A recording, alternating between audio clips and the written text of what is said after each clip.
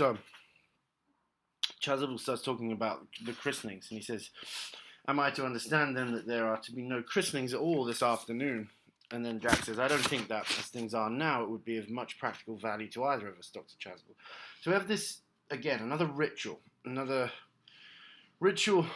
action that is about the affirmation of identity. That's really what the purpose of it, or part of the purpose of a christening is.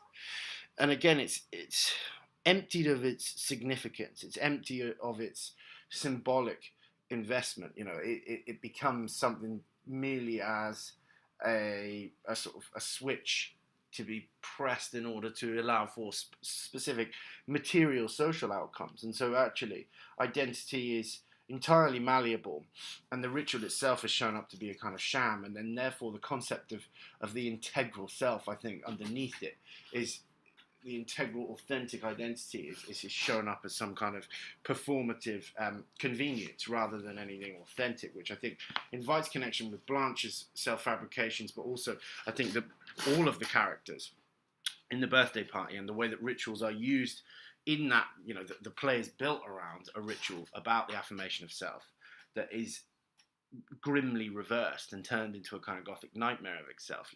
The excavation and hollowing out of an individual identity. Further over the page 68, there's a sense of power being connected to revelations about the past, like Blanche. And it's something that we're actually distanced from in the birthday party. So Miss Prism says, "I was told you were expecting me in the vestry, dear Canon. I've been waiting for you there for an hour and 3/4. She catches the sight of Lady Bracknell, who has fixed her with a stony glare. Miss Prism grows pale and quails, and she looks anxiously around as if desirous to escape." And so obviously here, the recognition that's taking place between Miss Prism and Lady Bracknell is the one that in the end is going to trigger the plot contrivance that in the end creates social cohesion. But at this point in time, she is embarrassed and fearful about her neglect that happened with Jack as a child. And so here, that sense of awareness and recognition that you see in the body language is giving us a sense of motivation, of cause and effect, that is completely distant in the birthday party. We see only the causes and effects and guilt and Stanley's past through his own paranoia, rather than being given any kind of explanation about the source of this. So Lady Bracknell reveals further down the page why this is taking place, and she said, "A few weeks later, through the elaborate investigations of the Metropolitan Police, the perambulator was discovered at midnight standing by itself in a remote corner of Bayswater. It contained the manuscript of a 3-volume novel of more than usually revolting sentimentality." Miss Prism started an involuntary indignation, but the baby was not there. Prism, where is that baby? And then there's this pause here. So we gain the sense here that this is the info that we are alienated from in Pinter. We are being given the backstory here that is such a feature of the well-made play, the haunting feature of the past. And Pinter deliberately responds to that genre, the well-made play, where the past, very frequently one of its central tropes is that the past comes back to impact on the present action. And here that's precisely what happens in Wilde's comic version of it. But in Pinter refers to it but distances us from any kind of cause and effect in order to make the guilt and fear that characterize the atmosphere as abstract and located in something distant. Prism then lower down admits to what has happened. "In a moment of mental abstraction for which I can never forgive myself, I deposited the manuscript in the bassinet and placed the baby in the handbag." And so what we have here is a symbolic privileging of aesthetic reality over reality.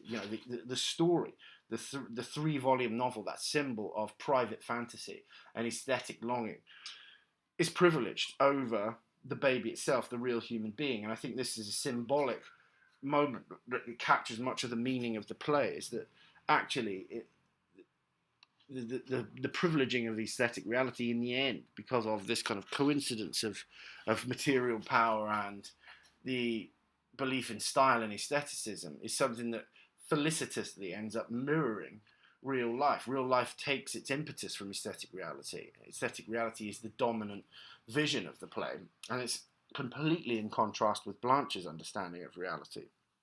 through an aesthetic lens that is the source of her vulnerability and weakness. We have that complete reversal here.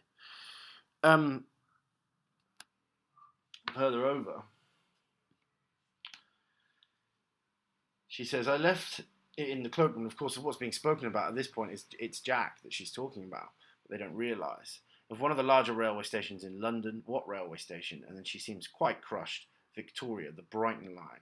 And so this moment of her dejection at her neglect and her privileging of her novel over a baby, inadvertently is a symbol of Jack's social mobility and the positive social advance and social cohesion that this comic play will end up recreating towards the end.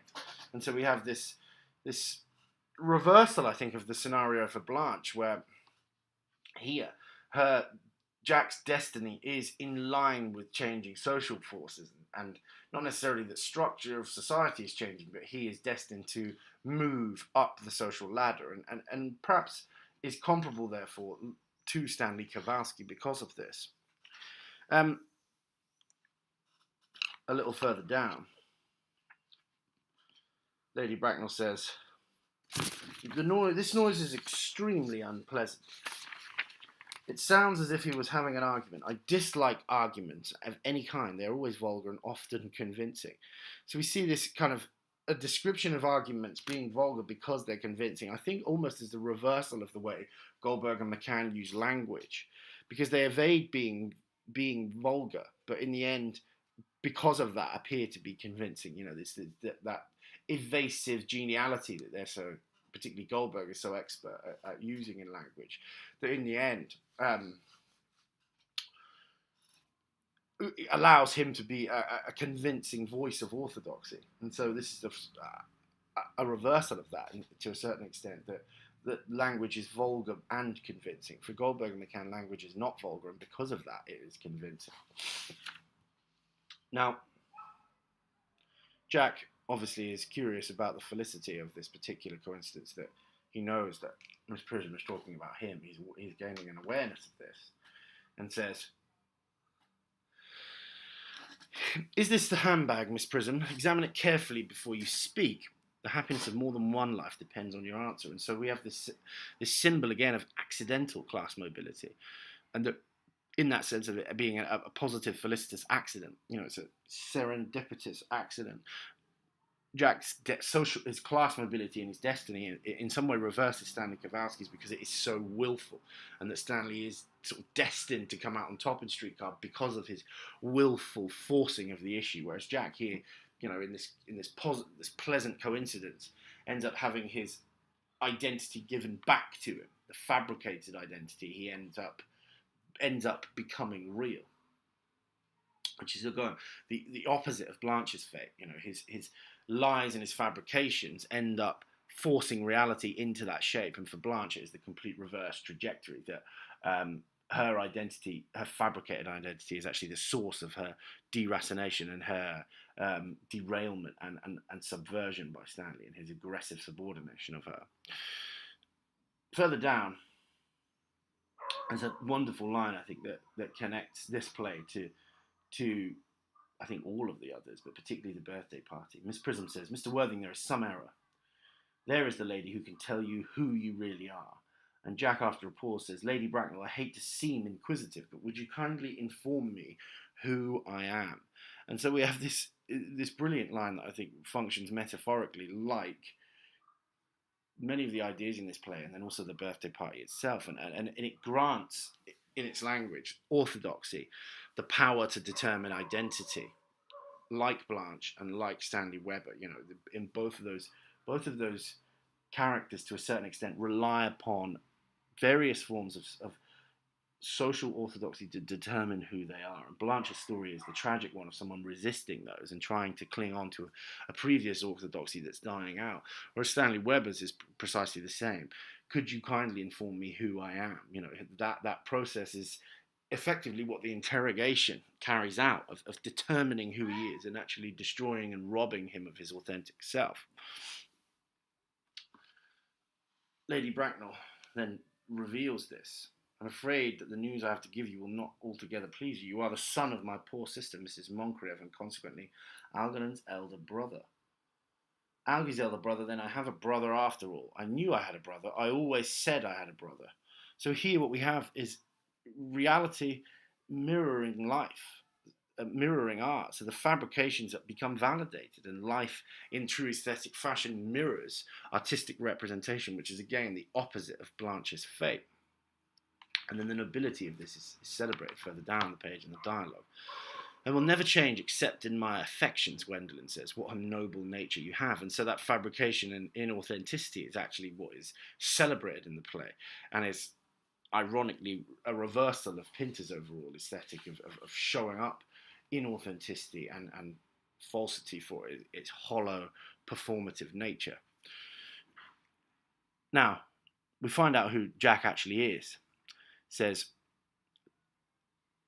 going through the army lists of the general that we discover, it's his father here, and it says M generals Mallam, Moxburn, Magley, what ghastly names they have: Marksby, Migsby, Mobbs, Moncrieff, Lieutenant 1840, Captain, Lieutenant Colonel, Colonel General 1869, Christian names: Ernest, John.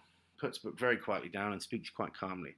"I always told you, Gwendolen, my name was Ernest, didn't I? Well, it is Ernest after all. I mean, it naturally is Ernest."